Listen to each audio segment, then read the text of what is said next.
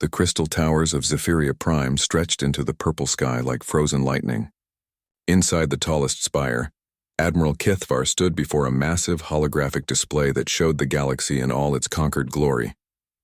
Green dots marked worlds under hegemony control. Red dots showed military installations. Yellow indicated resource extraction sites. The display was almost entirely green and red, with only small pockets of unclaimed space remaining in the outer spiral arms. Kethvar's crystalline body caught the light from the display, casting rainbow patterns across the floor. His species had evolved from living minerals on a high-gravity world, making them nearly indestructible and perfectly suited for conquest. For 3,000 years, the Zephyrian hegemony had expanded across the galaxy, bringing order to chaos and civilization to primitive worlds. Admiral, called Intelligence Officer Zexrin from across the command center, we have completed our survey of the Outer Rim territories. There is one system of particular interest. Kethvar turned, his movements creating soft chiming sounds as his crystalline joints moved together. Show me. The galactic display zoomed in on a small yellow star in the far reaches of the spiral arm. 9 planets orbited the star, with the third planet highlighted in blue. Data streams flowed beside the image, showing atmospheric composition, gravity readings, and population estimates. The inhabitants call their world Earth, Zexrin explained. Population approximately 8 billion. Single-species dominance. They have achieved nuclear technology but show no signs of faster-than-light travel. Kethvar studied the data with growing amusement. The planet's military capabilities were laughably primitive. Their most advanced weapons were chemical explosives attached to metal projectiles. They had no planetary defense grid, no unified government, and their various nations spent more time fighting each other than preparing for external threats. They use combustion engines for transportation. Zexrin continued, unable to hide his own amusement. Their space exploration is limited to their immediate orbital area. They have landed on their moon exactly 12 times in their entire history. The Admiral's laugh sounded like wind chimes in a storm. Such primitive technology. The hegemony had abandoned chemical propulsion 10,000 years ago. Even their smallest scout ships possessed energy shields that could deflect nuclear weapons. A single hegemony destroyer could glass an entire continent on this Earth without breaking formation. What about their government structure? Kethvar asked, though he suspected he already knew the answer. Completely fractured, Zexrin replied, pulling up new displays. Over 200 separate nations, each with different laws, languages, and military forces. They spend enormous resources fighting among themselves. Their largest military powers possess weapons capable of destroying their own planet, yet they continue to threaten each other with them. Kethvar shook his head. It was the same story on every primitive world. Species that gained access to destructive technology before achieving wisdom or unity always turned those weapons on themselves. The hegemony had encountered this pattern hundreds of times before. Sometimes they arrived to find empty worlds, their inhabitants having destroyed themselves completely. Other times they found weakened civilizations easy to conquer and absorb into the growing empire. Have they detected our survey probes? The Admiral asked. Negative. Their sensor technology is too primitive to detect our cloaked reconnaissance craft. We have been observing them for 6 months without any indication they know we exist. Perfect. The element of surprise was always valuable, though against such a backward civilization it hardly seemed necessary. Kethvar called up tactical projections on the main display. The hegemony's standard first contact protocol involved a show of overwhelming force followed by demands for surrender. Most civilizations, upon seeing the massive ships and advanced weapons of the hegemony fleet, chose submission over annihilation. The computer model suggested that 50 warships would be more than sufficient to bring Earth into compliance. In fact, the tactical analysis indicated that 5 ships could accomplish the mission. But Admiral Kethvar preferred to leave nothing to chance. 50 ships it would be. Assemble Battle Group 7, he commanded. We depart for Earth in 1 cycle. Zexrin's crystalline form brightened with excitement. Shall I prepare the standard tributary demands? Yes, but keep them simple. This species appears too primitive to understand complex political arrangements. Demand resource extraction rights, population relocation quotas, and establishment of hegemony governance. The usual terms. As his subordinates hurried to carry out his orders, Kethvar remained before the galactic display, another primitive world to be brought into the fold. Another species to be civilized and put to productive use. The humans would probably resist at first, as most species did. They would launch their pathetic chemical rockets and detonate their nuclear weapons against hegemony shields. The weapons would have no effect, of course. Then, faced with the obvious superiority of hegemony technology, they would surrender. The Admiral had overseen 43 first contact situations during his long career. The pattern was always the same. Initial resistance, demonstration of superior force, negotiation, surrender, integration. Within a generation, the conquered species would be grateful for the order and purpose that hegemony membership provided. Their children would serve in hegemony fleets, mine hegemony worlds, and help bring civilization to the next group of primitives. Some species required more convincing than others. The Altarians had fought for 3 years before accepting the inevitable. The Centaurans had surrendered immediately upon seeing the first hegemony fleet. But Earth would probably fall somewhere in the middle. Enough resistance to make things interesting, but not enough to cause serious delays. Battle Group 7 assembled in orbit around Zephyria Prime over the next several hours. 50 ships of various classes, from nimble destroyers to massive dreadnoughts. Each ship was a masterpiece of hegemony engineering, armed with plasma cannons, quantum torpedoes, and shielded by energy barriers that could withstand the core explosion of a star. The flagship, Eternal Glory, stretched over 2 kilometers in length. Its hull was forged from neutronium extracted from collapsed stars, making it virtually indestructible. The ship's main gun could punch through a moon, while its secondary weapons could sterilize continents. Aboard this single vessel was enough firepower to conquer a dozen primitive worlds. Admiral Kethvar took his position on the bridge as the fleet prepared for hyperspace jump. Around him, his crew worked with practiced efficiency. Navigation officers plotted the course to Earth. Weapons specialists ran diagnostic checks on all systems. Communications officers prepared the standard surrender, demand in the primitive languages of the target species. All ships report. Ready for hyperspace transition, announced the fleet coordinator. Very well, Kethvar replied. Engage hyperspace drive. The stars outside the viewport stretched into lines of light as the 50 ships of Battle Group 7 entered the higher dimensions of space-time. The journey to Earth would take 6 standard months at maximum sustainable hyperspace velocity. Upon arrival, they would drop into normal space at the edge of the target system and announce their presence. The Admiral settled back in his command chair, already composing his report to High Command. Another successful expansion of hegemony territory. Another primitive species brought into the civilized galaxy. The humans of Earth had no idea that their simple, fractured world had been selected for conquest. They continued their petty squabbles and primitive existence, unaware that their entire future had already been decided. In 6 months, Earth would become the newest member of the Zephyrian hegemony. Admiral Kethvar had no doubt about the outcome. After all, what could a primitive species possibly do against the most powerful military force in the galaxy? The question would soon be answered in ways the Admiral could never have imagined. 6 months later, Battle Group 7 dropped out of hyperspace at the edge of Earth's solar system. The blue-green world hung in space like a jewel, its single moon visible nearby. Admiral Kethvar stood on the bridge of Eternal Glory, watching as his sensors analyzed the target system. Scan results confirm previous intelligence reports, announced Sensor Officer Vextal. Single inhabited world, 3rd planet from the star. Primitive orbital installations detected. No significant military presence in space. Kethvar nodded.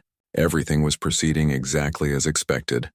Earth's defenses consisted of a few dozen satellites and what appeared to be a small space station. Their largest spacecraft was barely the size of a hegemony shuttle. The humans had made no advances in military technology during the 6 months it had taken Battle Group 7 to reach their system. Open communications to the planet, the Admiral commanded. Broadcast on all primitive frequencies. The communications officer worked at his station, sending the standard hegemony first contact message to every major population center on Earth. The transmission was automatically translated into dozens of human languages, ensuring that every government on the fractured world would receive the message clearly. People of Earth, the message began. You are now in the presence of the Zephyrian hegemony, masters of this galaxy. Your primitive civilization has been selected for integration into our empire. You will surrender all military forces, accept hegemony governance, and prepare your population for relocation and work assignments. Resistance is futile. Compliance will ensure your survival. You have one standard day to respond. The bridge fell silent as they waited for Earth's reply. Kethavar expected the usual pattern: panic, desperate attempts at communication between the various human governments, and eventually a request for negotiations. Some species tried to buy time by asking for more information about hegemony terms. Others immediately began calculating which faction would benefit most from collaboration with the conquerors. The response came sooner than expected. A single transmission from the planet's surface, originating from what appeared to be an unremarkable building in a human city. The video showed an elderly human male sitting behind a simple desk. He appeared to be alone, without the usual crowd of advisors and military officials that typically surrounded planetary leaders during first contact situations. "Greetings," the human said in a calm, steady voice. "I am Director Chen. I speak for Earth in this matter. We have received your message and wish to respectfully decline your offer of integration into your empire. We suggest you reconsider your approach and leave our system peacefully. This would be the best outcome for all involved." The bridge crew exchanged glances. Zexrin's crystalline body flickered with what passed for amusement among his species. "Sir, did he just refuse?" Without even asking about terms or conditions? Admiral Kethvar was equally surprised. In his experience, primitive species always tried to negotiate when first confronted with hegemony power. They asked about treatment of civilians, about preservation of their culture, about maintaining some degree of autonomy. They never simply said no and suggested the hegemony leave. "Perhaps they do not understand the situation," the Admiral mused. "Open a channel. I will speak to them directly." The communication system activated and Kethvar's image was transmitted to Earth. "I am Admiral Kethvar of the Zephyrian Hegemony. You appear to misunderstand your position, human. My fleet consists of 50 advanced warships, each one capable of destroying your entire civilization. You have no weapons that can harm us, no defenses that can stop us, and no allies who will come to your aid. Surrender now and your species will be treated well. Continue to resist and we will take your world by force." Director Chen listened without any visible signs of fear or distress. When the Admiral finished speaking, the human leaned forward slightly. "Admiral Kethvar, I appreciate your directness. However, my response remains the same. We decline your offer. I strongly advise you to leave this system immediately. What happens next will not be our preferred outcome, but you are forcing our hand." The communication ended. Admiral Kethvar stared at the now empty view screen in genuine confusion. The human had shown no fear, made no attempts at negotiation, and had actually suggested that the hegemony fleet was in danger. Either this Director Chen was insane, or the humans possessed some hidden capability that had escaped detection. "Full sensor sweep of the system," Kethvar ordered. "Look for hidden bases, cloaked ships, anything that might explain their confidence." The sensor crews worked for 30 minutes, scanning every planet, moon, and asteroid in the system. They found nothing beyond what their initial surveys had revealed. A few primitive space installations, some basic industrial facilities on the moon, and scattered satellites in orbit around Earth. No hidden fleets, no advanced weapons platforms. "No signs of allies from other star systems, sir," reported Vextal. "Scans show no significant changes from our original intelligence. Earth's defensive capabilities remain primitive. We detect no advanced technology anywhere in the system.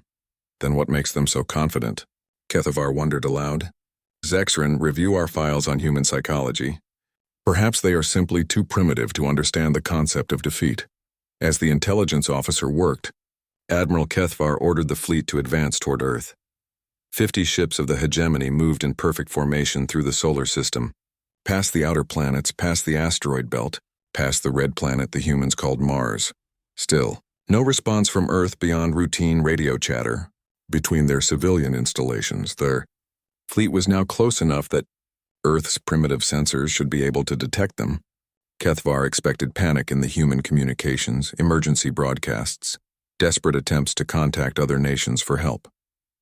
Instead, the radio traffic remained surprisingly calm. Normal conversation, weather reports, entertainment broadcasts. It was as if the humans were completely unaware that a massive alien invasion fleet was approaching their world.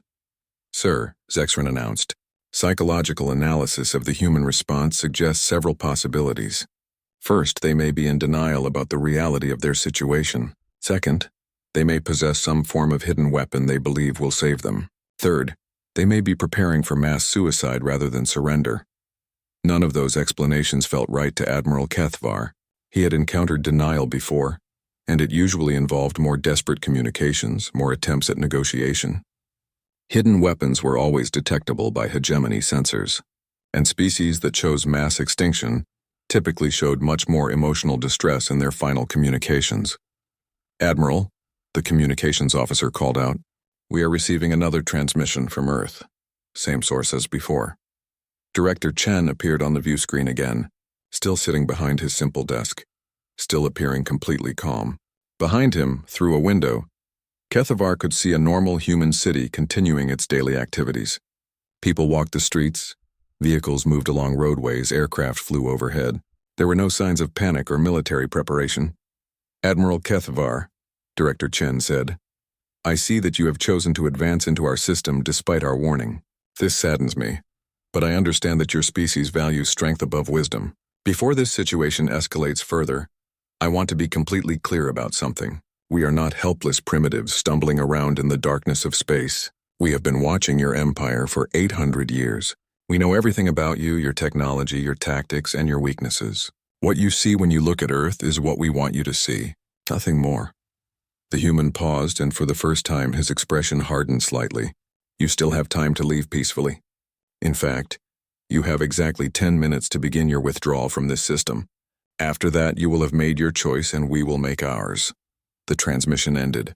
Admiral Kethvar stared at the empty screen, his crystalline mind racing. 800 years of observation? That was impossible. The hegemony had only become aware of humanity 6 months ago. Their surveys showed no evidence of advanced technology, no signs of spacefaring capability beyond primitive chemical rockets. Could they have been hiding their true capabilities all along? He asked Zexrin. "Theoretically possible, but highly unlikely," the intelligence officer replied. "Our sensors are designed to detect any technology above primitive levels. For them to hide advanced capabilities would require stealth technology beyond anything we have encountered." 10 minutes. Admiral Kethvar looked out at the small blue world ahead of his fleet. 50 of the most advanced warships in the galaxy, armed with weapons that could crack planets and shielded by barriers that could stop supernovas, against a species that still used chemical propulsion and fought wars with metal projectiles. The choice was obvious. Earth would surrender or Earth would burn. Either way, the hegemony would add another world to its empire before the day was over. The 10 minutes passed in silence. No additional communications from the planet. No change in their defensive posture. No signs of hidden fleets or secret weapons. Time was up. Admiral Kethvar opened his mouth to order the attack. That was when everything changed. The first sign that something was wrong came from the sensor officer. Vextal's crystalline body began flashing urgent red patterns as he stared at his displays in disbelief.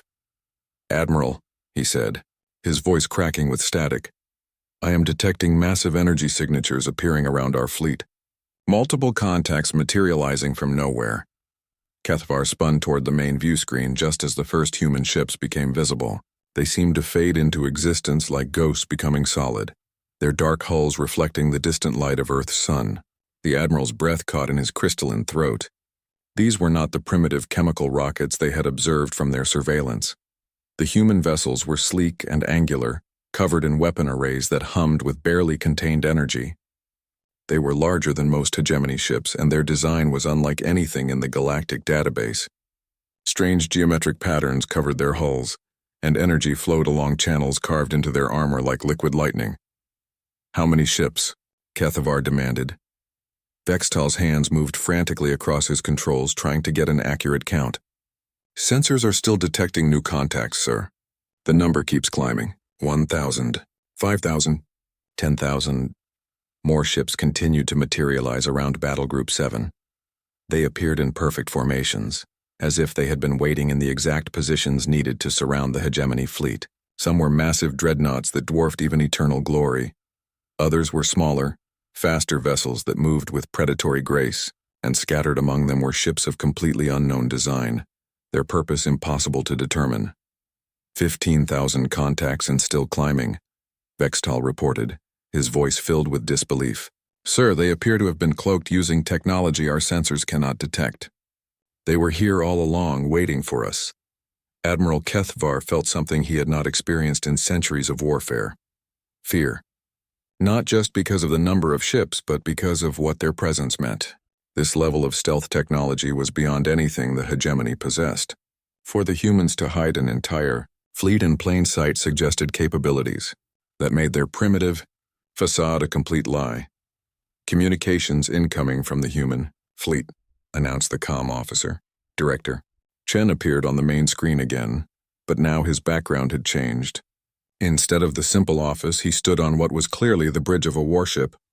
Behind him, other humans worked at control stations that looked more advanced than anything aboard Eternal Glory. Admiral Kethvar, Chen said, his voice still calm but now carrying an edge of steel. You chose to ignore our warning. Now you see a small portion of what Earth is capable of, but this is still not our full strength. The Admiral found his voice. This is impossible. Our intelligence clearly showed that your species lacks advanced technology. You have no faster-than-light travel, no energy weapons, no what we wanted you to see, Chen interrupted. Admiral, did you really think that a species capable of building nuclear weapons would be unable to detect your survey probes?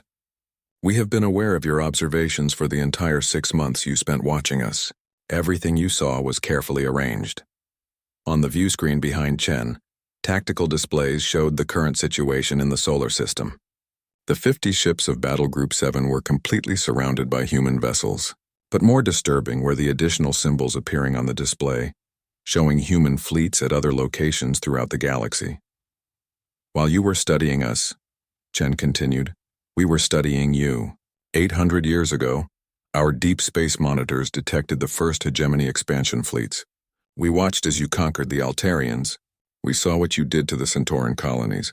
We observed your pacification of the Outer Rim territories and the establishment of your slave markets.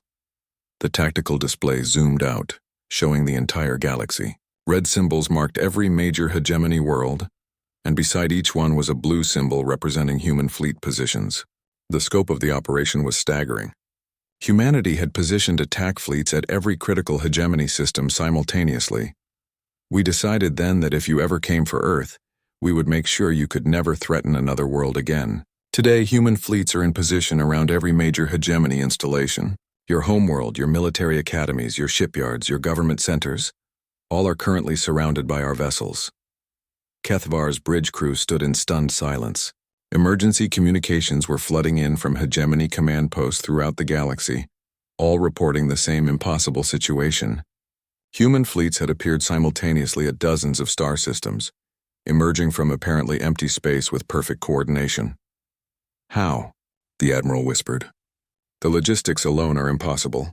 No species has ever coordinated operations across such distances. Chen smiled, and for the first time it was not a pleasant expression. Admiral, you made the classic mistake of judging others by your own limitations. Your empire expanded through brute force and fear, conquering one system at a time. You never developed the technologies needed for truly galactic operations, because you never needed them. We did. The human director gestured, and the tactical display changed to show technical schematics. While you perfected weapons of destruction, we perfected weapons of precision. While you built ships to intimidate, we built ships to protect. While you conquered territory, we prepared defenses. New types of human vessels appeared on the screen, their designs completely alien to hegemony understanding. Some seemed to bend space around themselves. Others appeared to exist partially in multiple dimensions. A few looked like they were constructed from materials that should not be able to exist. Your ships are impressive, Chen admitted. Neutronium hulls, plasma weapons, quantum shields. But you built them to fight enemies at your own technological level. We have had 8 centuries to prepare for this day, and we built our ship specifically to defeat yours. As if to demonstrate his point, one of the smaller human vessels fired a single beam at a hegemony destroyer. The beam passed through the ship's shields as if they were not there, struck the neutronium hull, and the destroyer simply ceased to exist. Not destroyed, not vaporized. It was there one moment and gone the next, leaving only empty space. Exotic matter disruptor, Chen explained casually. It convinces the strong nuclear force that your hull armor should not exist. Quite effective against neutronium, as you can see. Admiral Kethvar felt his worldview crumbling around him. Everything he had believed about hegemony superiority, about the natural order of the galaxy, about the destiny of his people, all of it was based on lies. Not lies that humans had told them, but lies they had told themselves. "What do you want?" he asked, his voice barely a whisper. "Justice," Chen replied simply. "For 800 years we watched your empire grow fat on the suffering of others. We saw species reduced to slavery, worlds stripped bare, entire civilizations erased because they dared to resist. We kept records of every crime, every atrocity, every act of genocide committed in the name of hegemony expansion. The tactical display changed again, showing footage from dozens of worlds. Hegemony forces destroying cities, loading civilians onto transport ships, burning forests and draining oceans. The evidence was overwhelming and undeniable. Today that ends," Chen continued. "Your military forces are being systematically dismantled as we speak. Your government installations are being occupied. Your leaders are being placed under arrest for crimes against sentient life. The age of the Zephyrian hegemony is over." "You speak of justice," Kethvar said, grasping for some understanding. "But what you describe is conquest. You would replace our empire with your own." Chen shook his head. "We are not conquerors, Admiral. We are gardeners, and this galaxy has become overrun with weeds." He gestured to his crew, and new images appeared on the screen. Human ships protecting refugee convoys, delivering supplies to liberated worlds, establishing safe zones around previously oppressed systems. "We will remain only long enough to ensure that something like the hegemony can never rise again. Once every species in this galaxy is free to choose its own path, once the tools of oppression are destroyed, once the victims of your empire have been given justice, then we will return to Earth and leave the galaxy to govern itself." The Admiral looked out at the human fleet surrounding his ships. Hundreds of thousands of vessels, each one representing technology beyond his understanding, all focused on the dismantling of everything his people had built. The precision of it, the scale of it, the sheer impossibility of it all overwhelmed his crystalline mind. "Admiral," his communications officer reported, "we are receiving surrender demands from human forces throughout hegemony space. All of our fleets are outnumbered by at least 1,000 to 1. Several have already surrendered without firing a shot." Kethvar closed his eyes and tried to process the magnitude of what was happening. In the span of an hour, the most powerful empire in galactic history was being dismantled by a species they had dismissed as primitives, and they were doing it with such overwhelming force that resistance was not just futile, it was literally impossible. Director Chen's voice cut through his thoughts. "Admiral, I need your decision. Will you surrender peacefully, or will you force us to remove you from command? Either way, your war is over. The only question is whether you want to face justice with whatever dignity remains to you." The choice was no choice at all. Admiral Kethvar, master of 43 worlds, conqueror of a dozen species, opened a channel to all ships in his fleet. "Battle Group 7, he said, his voice heavy with defeat. "This is Admiral Kethvar. Stand down all weapons and prepare to surrender. The war is over." As his ships powered down their weapon systems, Kethvar wondered how his people had been so blind. The humans had been watching for 8 centuries, learning, planning, preparing. While the hegemony celebrated its strength, Earth had been quietly becoming something far more dangerous than any conqueror. They had become humanity's judge, jury, and executioner, and today the sentence was being carried out across the entire galaxy. 3 days after the surrender of Battle Group 7, Admiral Kethvar found himself aboard a human transport vessel, watching through a viewport as his empire died around him. The ship was nothing like the crude chemical rockets they had expected from Earth. It moved through space without any visible propulsion. Its hull seemed to absorb rather than reflect light, and the artificial gravity felt more natural than anything the hegemony had ever achieved. The human escort, a young woman who introduced herself simply as Captain Martinez, treated him with professional courtesy but showed no deference to his rank or position. To her, he was simply a prisoner of war being transported to face justice. The casual way she dismissed everything he had once represented was perhaps more devastating than open hostility would have been. "You may observe the liberation operations if you wish," Captain Martinez had told him. "Director Chen believes it is important that hegemony leadership understand the full scope of what is happening."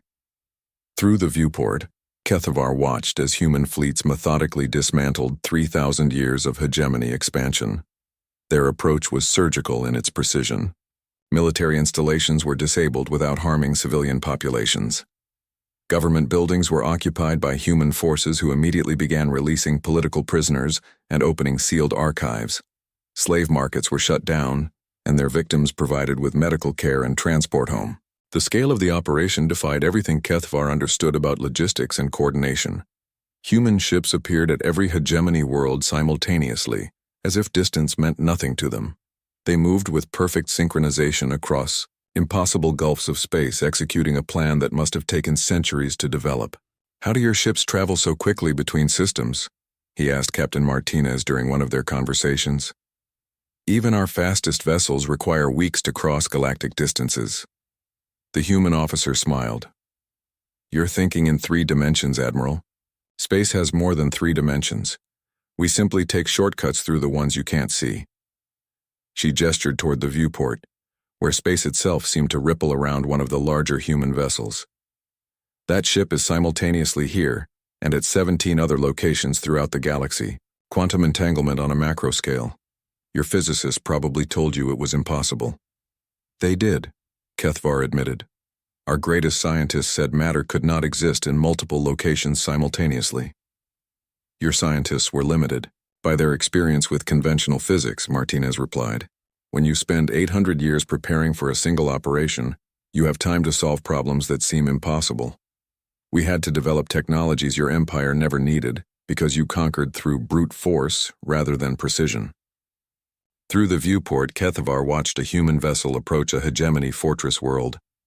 Instead of the massive bombardment he expected, the ship fired a single, thin beam of energy at the planet's surface. The fortress, built into a mountain and protected by energy shields that could withstand Nova-level explosions, simply vanished. Not destroyed. Vanished as if it had never existed. "Temporal displacement weapon," Martinez explained, noticing his stare. "We convinced the fortress that it existed at a different point in time. Specifically, we moved it to a time before the mountain it was built into had formed. Very clean, no collateral damage to surrounding areas." The Admiral's crystalline form shuddered. Weapons that could manipulate time itself.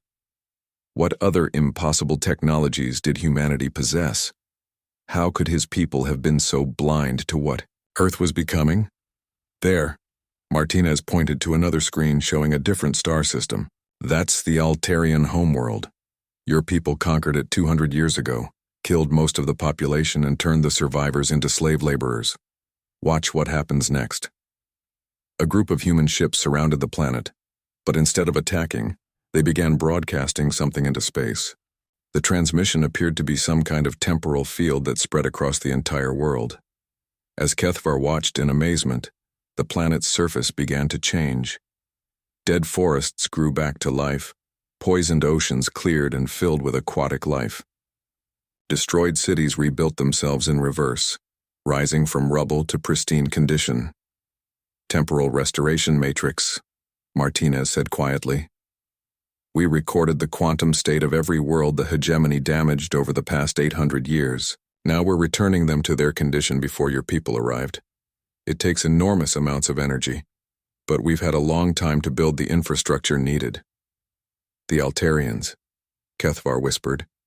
"They were extinct. We killed them all." "Death is just another state of temporal existence," the human captain replied. "Difficult to reverse, but not impossible if you have detailed quantum records of the individuals involved. We've been maintaining such records since we first observed hegemony expansion. Every person your empire killed, every culture you destroyed, every species you drove to extinction, we have the information needed to restore them." The Admiral watched in stunned silence as Altarian cities filled with people who had been dead for 2 centuries. They walked the streets, reunited with families, began rebuilding their civilization as if the hegemony had never existed. The impossible was happening on dozens of worlds simultaneously, all coordinated by human technology that seemed to treat the laws of physics as suggestions rather than absolute rules. "Why?" he finally asked. "Why go to such lengths for species you never met? Why spend 800 years preparing to save strangers?" Captain Martinez turned from the viewport to look at him directly. Because we could. Because someone had to. Because the strong have a responsibility to protect the weak, not exploit them. She paused. Your empire was built on the idea that might makes right, that superior technology grants the right to conquer and enslave. We learned a different lesson from our technology. A new alert sounded on the bridge and Martinez checked her communications panel. Admiral, you might want to see this. We're receiving a transmission from your homeworld. The main display activated, showing the crystal spires of Zephyria Prime. But the proud towers were dark now, their surfaces no longer gleaming with reflected light. Human ships filled the sky above the capital city, and Kethvar could see his people being escorted from government buildings by human soldiers. A familiar figure appeared on the screen, High Commander Zalthex, the supreme leader of the Zephyrian hegemony. But the proud ruler looked broken, his crystalline form dim and cracked. He stood before a human tribunal in what had once been the hegemony's throne room. Citizens of the galaxy, Zalthex said, his voice barely audible, I speak to you from the former capital of our empire. After 3 days of what humans call liberation operations, I must formally announce the dissolution of the Zephyrian hegemony. Our government surrenders all authority to the humans of Earth, who will oversee the transition to what they call galactic self-governance. The camera panned across the throne room showing stacks of documents and data storage devices. These are the complete records of our empire, Zalthex continued. Every order, every operation, every act committed in the name of hegemony expansion. The humans have insisted that all information be made public, so that every species in the galaxy may know the truth about our actions. Kethvar watched his supreme leader, the being who had commanded the loyalty of trillions across hundreds of worlds reduced to reading surrender terms dictated by humans. The proud hegemony that had ruled the galaxy for millennia was ending not with a great battle, but with a whimper of defeat. Furthermore, Zalthex read, I must inform all hegemony personnel that resistance to human operations is both futile and unnecessary. They have demonstrated technology so advanced that our greatest weapons cannot harm them, while they can disable our most powerful ships without causing casualties. To any hegemony forces still fighting, surrender immediately. The war is over and we have lost completely. The transmission ended, leaving the bridge in silence. Captain Martinez looked at the dark screen thoughtfully before turning back to Kethvar. Your people are taking the transition better than we expected, she said. Most hegemony forces surrendered within hours once they understood the situation. There have been very few casualties, and those were mainly from ships that tried to fight despite impossible odds. What happens to us now? Kethvar asked. To the hegemony leadership, to our people, to our worlds? That depends on the individual, Martinez replied. Those who committed war crimes will face trial and punishment. Those who were simply following orders will be allowed to return to their homes and rebuild their lives. Your people are not inherently evil, Admiral. You were raised in a culture that glorified conquest and domination. With proper guidance, the Zephyrian species can contribute positively to galactic civilization.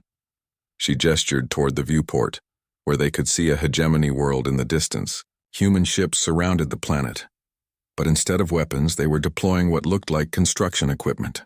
Your homeworld will need new government structures, new economic systems, new educational programs. Many of your people will be involved in that rebuilding process, but this time, they'll be building something that serves all species equally, not just the Zephyrians. Admiral Kethvar looked out at the galaxy his people had once ruled with absolute power. Human ships moved between the stars like points of light, carrying out operations on a scale that made hegemony logistics look primitive by comparison. Entire civilizations were being restored from extinction. Worlds were being healed from centuries of exploitation. The greatest empire in galactic history was being dismantled and replaced with something entirely new. How long will humans remain in control of the galaxy? He asked. We won't, Martinez said simply. That's not what control means to us. We'll stay long enough to ensure that something like the hegemony can never rise again. Long enough for the liberated species to establish stable governments and defense agreements. Then we'll return to Earth and let the galaxy govern itself. But surely you could rule more effectively than any coalition of different species, Kethvar protested. Your technology is beyond anything the rest of us can comprehend. You could bring order to the entire galaxy. Captain Martinez shook her head. Order imposed by force isn't order, Admiral. It's oppression wearing a different mask. True stability comes when people choose to work together, not when they're forced to obey. That's what we're building here. A galaxy where every species has the right to determine its own future. The human officer moved toward the bridge exit, then paused. You'll understand eventually, Admiral. Your people will too. The universe is large enough for everyone to find their place in it. The hegemony forgot that lesson, but the galaxy won't make that mistake again. As Captain Martinez left the bridge, Admiral Kethvar remained at the viewport, watching human ships work to undo 3,000 years of Zephyrian conquest. For the first time in his long life, he began to understand that strength and wisdom were not the same thing, and humanity, he was beginning to realize, possessed both in measures that staggered the imagination. 2 years had passed since the fall of the Zephyrian hegemony, and Admiral Kethvar barely recognized the galaxy anymore. He stood in what had once been a prison cell on the former hegemony world of Nexus Prime, but the room now felt more like a university dormitory than a detention facility. The walls were lined with books, data tablets, and research materials. Through the large window, he could see a bustling city where former slaves and former masters worked side by side to rebuild their world. His daily routine had changed dramatically since his trial 6 months earlier. Instead of planning military campaigns, he now spent his time writing detailed reports about hegemony operations, helping human researchers understand the complexities of governing a multi-species society, and teaching classes on military history to young beings from dozens of different worlds. The War Crimes Tribunal had been unlike anything he had expected. The humans had been thorough, fair, and surprisingly merciful. Kethvar had been convicted of 43 counts of illegal conquest and 7 counts of crimes against civilian populations. Under hegemony law, such charges would have meant immediate execution. Under the new galactic justice system established by the humans, he received a sentence of rehabilitation and community service. "Good morning, Admiral," said Dr. Sarah Kim, the human administrator who oversaw his facility. She entered carrying a cup of the earth beverage called coffee, which had become surprisingly popular throughout the galaxy. "Are you ready for today's session?" Kethvar turned from the window, his crystalline form catching the morning light. "I am prepared, Dr. Kim, though I must admit I still find these interviews difficult." "That's understandable," she replied, settling into a chair across from him. "Today I'd like to discuss your observations about the transition period. How do you think the galaxy is adapting to self-governance?" The Admiral considered the question carefully. Through his window he could see beings from dozens of species working together on construction projects, sharing meals in outdoor cafes, and attending classes at the new Galactic University. Children of different species played together in parks while their parents conducted business deals that would have been impossible under hegemony rule. "Better than I expected," he admitted. "When the humans first announced their intention to withdraw from direct governance, I believed the galaxy would collapse into chaos. Different species have such different needs, different ways of thinking. I could not see how they would cooperate without a strong central authority." Dr. Kim nodded, making notes on her tablet. "And what changed your mind?" "The humans did not simply abandon us to figure things out alone," Kethvar replied. "They created frameworks for cooperation, established communication protocols between species, and provided technologies that made mutual assistance beneficial rather than competitive. Most importantly, they made sure that no single species could dominate the others." He gestured toward the city below. "Look at Nexus Prime. Under the hegemony, this was a fortress world where we stored weapons and trained soldiers to conquer other species. Now it is becoming a center of learning where beings from across the galaxy come to study art, science, and philosophy. The transformation is remarkable. What about the fears that some species would use their freedom to seek revenge against the Zephyrians?" Dr. Kim asked. Kethvar's crystalline face showed something that might have been a smile. "That was my greatest fear when the humans announced the Truth and Reconciliation process. I expected the Altarians to demand our heads for what we did to their homeworld. Instead, they invited Zephyrian engineers to help rebuild their cities, using both our crystal growth technology and their bioarchitectural techniques." He moved to his desk and picked up a small sculpture that seemed to be made from both crystal and living wood. The two materials somehow merged into a single beautiful object. This was a gift from the Altarian delegation when they visited last month. They called it a unity sculpture, representing the idea that former enemies can create something beautiful together. Dr. Kim examined the sculpture with interest. The humans insisted on the truth and reconciliation process rather than traditional punishment.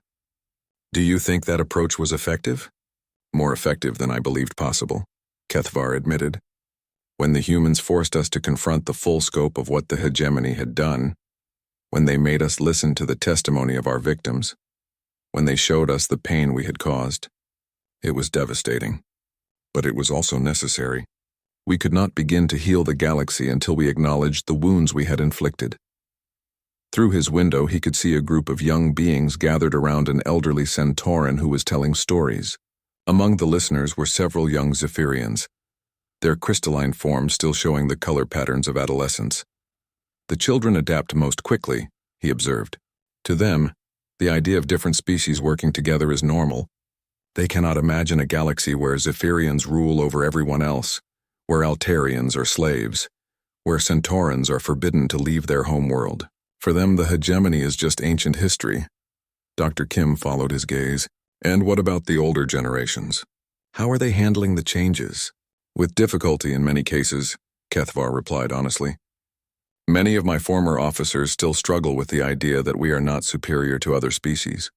Some still believe that the humans made a mistake by not establishing their own empire. They cannot understand why beings with such overwhelming power would choose to give it up. What do you tell them when they express those views? The Admiral was quiet for a long moment, remembering conversations with former colleagues who could not accept the new reality. I tell them what Captain Martinez told me during my transport to trial. Strength without wisdom is not strength. It is weakness disguised as power. The hegemony was strong enough to conquer worlds, but too weak to govern them justly. The humans were strong enough to conquer the entire galaxy, but wise enough to choose a different path. Dr. Kim made more notes. Speaking of the humans, what are your thoughts about their continued presence in the galaxy? Some beings worry that they might change their minds about withdrawing. Kethvar shook his head. Those fears are groundless. Every day more human ships return to Earth. Their remaining forces are focused on the most difficult transition areas and the final stages of planetary restoration projects. Director Chen has been very clear that humanity's goal is complete withdrawal within 5 years. He turned back to the window, where a human ship was visible in the sky above the city. I used to think they were lying about their intentions, that no species would give up such power willingly. But I have watched them dismantle their own bases, refuse requests from various worlds to establish permanent governance, and repeatedly decline offers of tribute or alliance. They truly intend to leave. Does that concern you? It did initially, the Admiral admitted. But I have come to understand that the humans have not really left us alone. They have given us something more valuable than their continued presence. They have given us the tools to govern ourselves and the example of how power should be used responsibly. Dr. Kim looked up from her notes. Can you elaborate on that? Kethvar moved to his bookshelf and pulled out a thick volume titled Principles of Galactic Governance. This is required reading in every school throughout the galaxy now. It contains the legal frameworks the humans developed for interspecies cooperation, the economic models they created for fair resource distribution, and the conflict resolution procedures they established for settling disputes without violence. He opened the book to a well-marked page. But more than the technical details, it contains the philosophical foundation for everything they built. The idea that governance exists to serve the governed, not the other way around. The concept that different does not mean inferior. The principle that true security comes from justice, not from the fear of punishment. And you believe these ideas will survive after the humans leave? They must, Kethvar replied firmly, because the alternative is a return to chaos and conquest. The humans have shown us what the galaxy can become when beings work together, instead of fighting for dominance. No species that has experienced that cooperation will willingly return to the old ways. Dr. Kim closed her tablet and stood to leave. One final question, Admiral. If you could send a message to the humans of Earth, what would you want to say to them? Kethvar considered the question carefully. Through his window he could see the bustling city that had once been a fortress of oppression, but was now a center of learning and cooperation. He thought about the restored worlds, the resurrected species and the children playing together without the barriers that had once seemed insurmountable. I would thank them, he said finally, not just for stopping the hegemony, but for showing us a better way, for proving that strength can be used to heal instead of harm, for demonstrating that the greatest victory is not the conquest of enemies, but the transformation of enemies into friends. He paused, his crystalline form reflecting the light from the window, and I would promise them that we will not forget what they taught us. When they return to Earth, they will leave behind a galaxy that has learned to police itself, to govern itself, and to grow together instead of apart.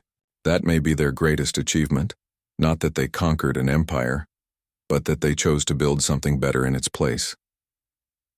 Dr. Kim nodded and moved toward the door. Thank you, Admiral. Your insights continue to be valuable to our transition planning. After she left, Kethavar returned to his window and looked out at the transformed galaxy. In the distance, he could see a human transport ship preparing to depart, carrying another group of personnel back to Earth. Soon, all of them would be gone, leaving behind only the systems they had built and the lessons they had taught. The former admiral of the Zephyrian hegemony smiled, his crystalline face reflecting light like a prism. The humans had been right about everything. The galaxy was large enough for everyone to find their place in it. The universe belonged to all species equally, and true strength came not from the ability to dominate others, but from the wisdom to lift them up instead. As the human ship disappeared into hyperspace, heading back toward the small blue world that had changed everything, Kethavar felt something he had never experienced during his long military career: hope for the future. The galaxy was finally free, and it would remain free because its inhabitants had learned the most important lesson humanity had to offer. Sometimes the strongest thing you can do is choose not to use your strength at all. In the years that followed, when children of a dozen different species asked their teachers about the time when humans ruled the galaxy, the teachers would smile and correct them gently. Humans never ruled the galaxy, they would say. They just taught the rest of us how to rule ourselves. And in doing so, they had achieved something no conqueror in galactic history had ever managed. They had won a victory so complete that their former enemies became grateful for their defeat.